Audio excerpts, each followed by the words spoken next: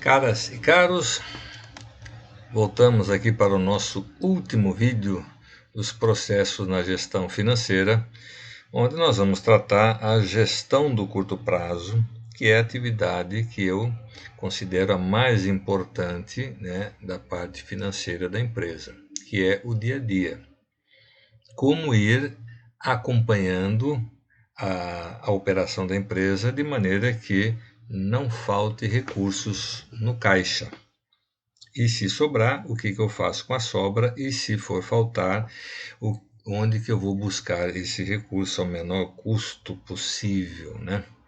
Então, essa é a preocupação, dessa gestão do curto prazo. Então, basicamente, nós temos no curto prazo o capital de giro, que depende do volume de vendas, a prazo e à vista, a sazonalidade do mercado, dos produtos, fatores cíclicos da economia, ainda mais agora com a pandemia a gente viu que as coisas mudaram radicalmente, a tecnologia necessária, política de negócios, situação econômica, taxa de câmbio, etc. Então, uma administração mal feita do capital de giro vai trazer problemas financeiros, E disso aí para a empresa quebrar não precisa muito mais coisa, E essa administração do capital de giro vai cuidar de ativos e passivos circulantes, correntes, como decisões interdependentes. Isso é muito importante, tudo aquilo que eu vou ter de aplicação vem de alguma origem, então tem que haver um certo sincronismo entre elas aí, E essa gestão do curto prazo tem o grande objetivo de preservar essa saúde financeira. Como que ela faz isso? Acompanhando o dia a dia e mais um pouquinho para frente para poder identificar se vai haver problemas e o que fazer para minimizá-los ou para evitar que eles aconteçam. Então, sincronização entre produção e vendas, se fosse possível isso, todas as atividades operacionais seriam integradas, então não precisaria ter estoque praticamente, eu faria aquilo que eu vá vender, se eu soubesse, faria exatamente a quantidade que eu sei que eu vou vender hoje, pronto, não preciso ter estoque, Da mesma forma, sim, produção, vendas e cobrança, E o capital de giro, nós temos as entradas e as saídas que ficam se movimentando a todo o tempo e nós precisamos entender como é que funciona. Por exemplo, qual é o nível de estoques, quanto que eu disponibilizei de crédito para os meus clientes, como é que estão os pagamentos e o que eu preciso ter de rentabilidade, de liquidez para que a empresa flua sem grandes problemas, Então, o ideal é que nós consigamos imprimir uma alta rotação no circulante, ou seja, o ativo circulante gire bastante, Então, está sempre se renovando. E com isso, é claro que vai haver uma menor imobilização de capital circulante, ou seja, eu posso pegar aquele dinheiro que eu deveria manter e investir em algo que aumentasse a minha rentabilidade aqui, ok? E claro, imobilizando o capital de giro, eu vou ter retornos menores, Então, vamos lá. Qualquer transação, seja na produção, na comercialização, na prestação de serviço, vai afetar o caixa. Por quê? Uma hora ou uma outra vamos ter que pagar esta transação efetuada. Cada venda representa uma receita. E, por outro lado, cada aquisição, custo ou despesa representa um desembolso. O ciclo de caixa começa e termina no caixa. E isso, claro, que vai exigir uma ótima gestão do caixa. O que entra no caixa? As vendas à vista, as vendas a prazo nos vencimentos e as receitas financeiras que fazem jus ao prazo de aplicação, nos valores de resgate. E a gente vai receber essas entradas no caixa através de dinheiro, cheques, né, à vista, os cheques pré-datados, cartões de débito, cartões de crédito, Pix agora, né, ou as duplicatas. E o que eu faço com sobras de caixa, né? Se eu vou montando o meu fluxo de caixa aí com antecedência de 1 mês, 2 meses, dependendo das informações que eu possa ter, eu já vou identificar sobras e já vou pesquisar qual seria a aplicação financeira mais adequada pelaquele volume e pelaquele prazo. Então eu vou saber quanto que vai sobrar e por quanto tempo vai sobrar. Quais são as receitas financeiras que eu posso auferir com essa aplicação e se vai ser em crédito em conta corrente ou baixa automática, enfim, como é que vamos fazer essas aplicações com essas sobras, né? E se eu identificar em futuro, breve ou a médio prazo, se eu vou precisar de mais recursos, onde eu vou buscar esses recursos, né?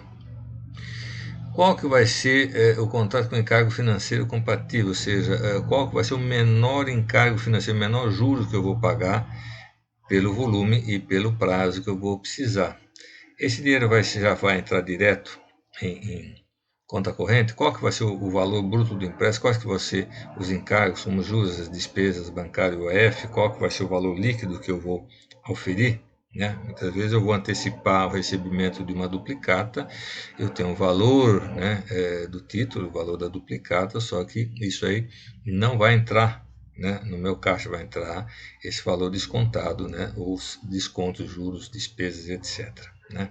E, se for necessário ou for possível, fazer empréstimos dos sócios. Como é que vai ser feito esse tipo de contrato? Como é que vai entrar esse dinheiro na empresa? Como é que a empresa vai devolver? Se vai devolver em espécie ou vai devolver em ações, por exemplo?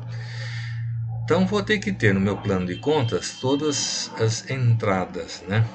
Os recebimentos, por exemplo, as aplicações, produção corrente, os fundos de investimento, as aplicações no mercado financeiro, se eu tiver empréstimo, seja dos sócios do mercado financeiro, pelas vendas, diversas vendas à vista, onde eu vou estimar, baseado nos meus históricos, e eventualmente até aumentar um pouco o capital. Então, tudo isso são entradas que a gestão financeira vai analisar.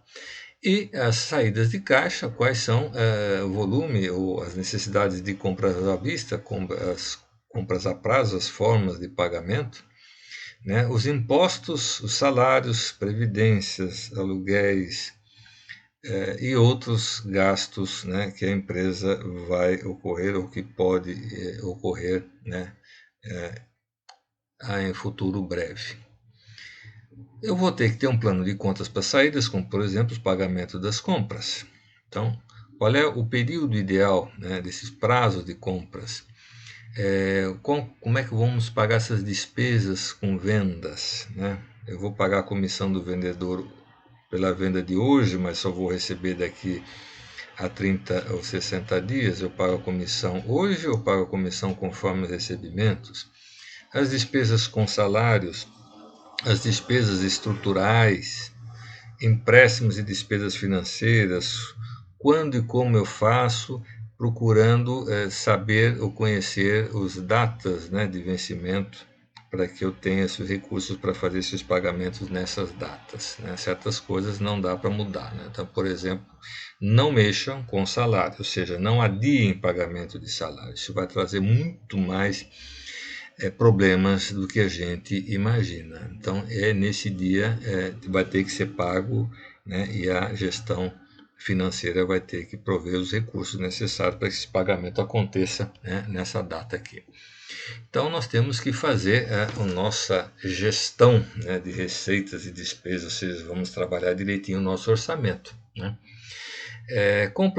O orçamento de receitas vai se basear na previsão de vendas, né, que está junto com o planejamento de investimentos, de vendas também, de investimentos, né, eventuais gastos adicionais que nós vamos ter, por exemplo, instalar uma máquina, um equipamento, né, como é que foram feitas essas compras, qual que é a tendência econômica a curto e médio prazo, e os pagamentos, como é que eu vou fazer, né, a minha programação do desembolso, então, orçamento de despesas, né? Vamos elaborar tudo isso aí, fazendo aquele bom gerenciamento das saídas de caixa, considerando despesas fixas, empréstimos e eventuais compras de oportunidade, né? Investimentos de oportunidade. Será que nós vamos ter caixa para isso?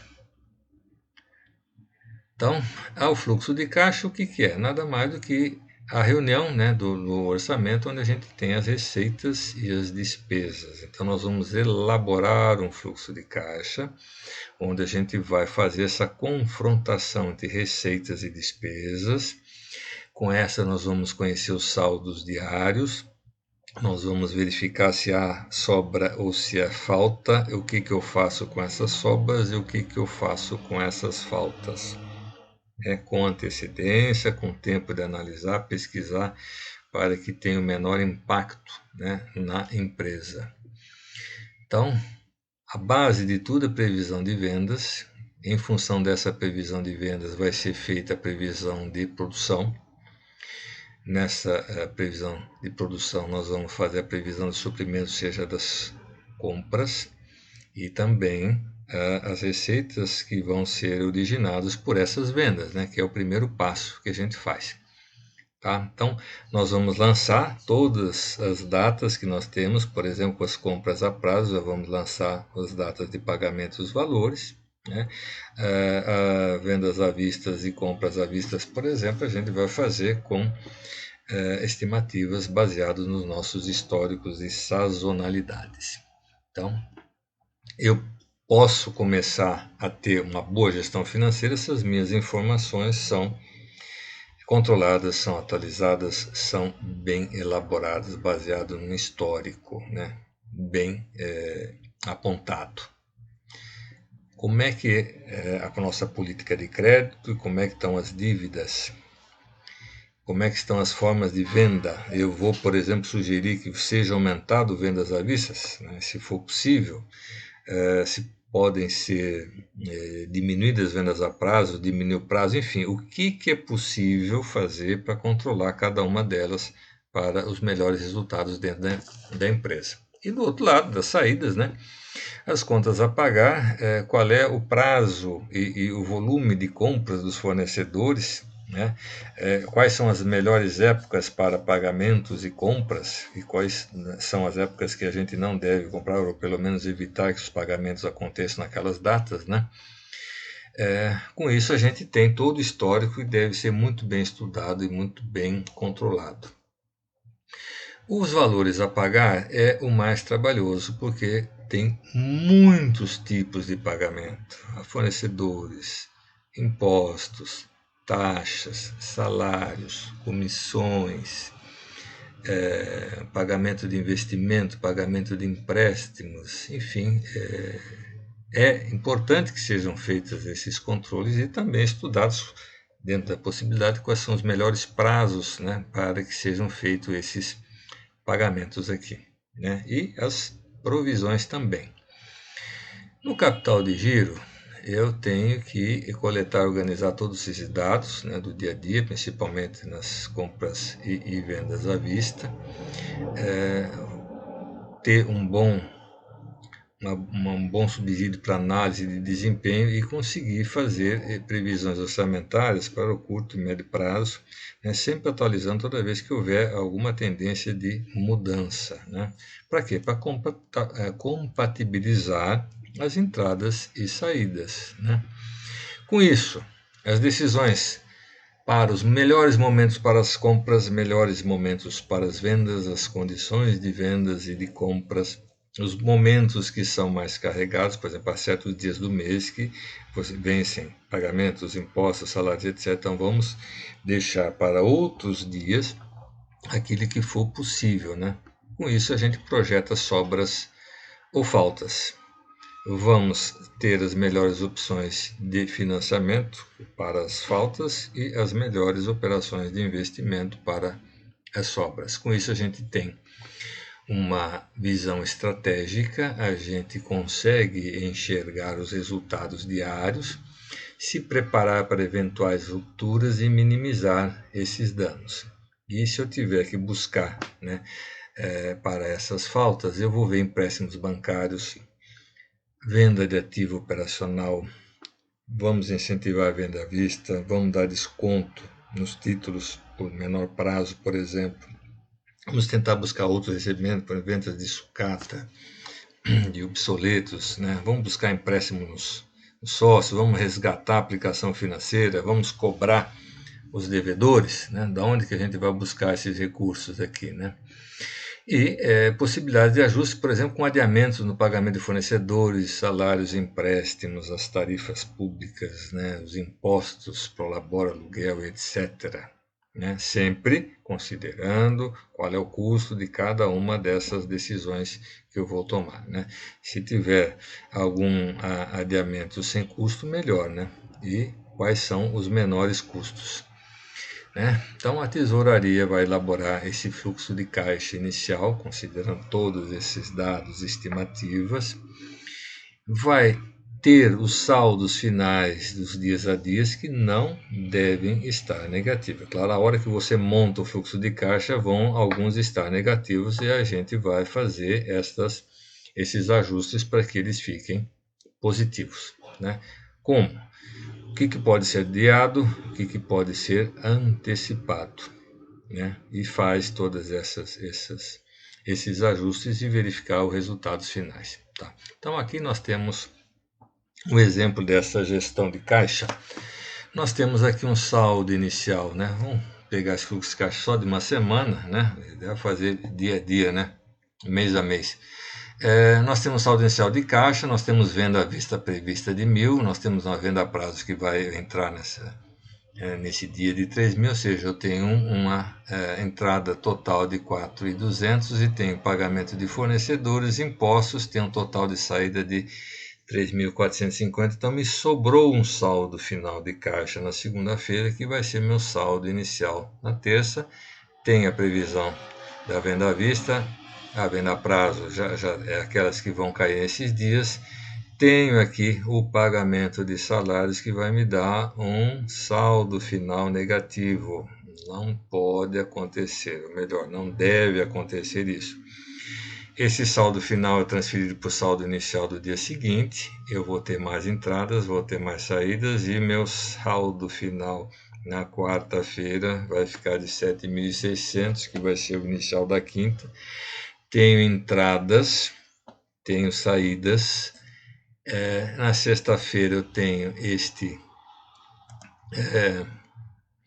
saldo inicial de caixa, tem essas entradas e tem as saídas. Mas o importante, algumas dicas para vocês fazerem uma boa gestão de caixas é o seguinte: eu vou ver neste período qual que é o meu total de entradas. Então, nessa semana eu vou ter 27.100 de entradas e vou ter 26 de saídas, ou seja, eu tenho mais entradas do que saídas, o que volta aquele desafio de que se eu tenho mais entradas que saídas, eu não preciso buscar recursos fora, eu posso fazer ajustes. Então, está aqui, né,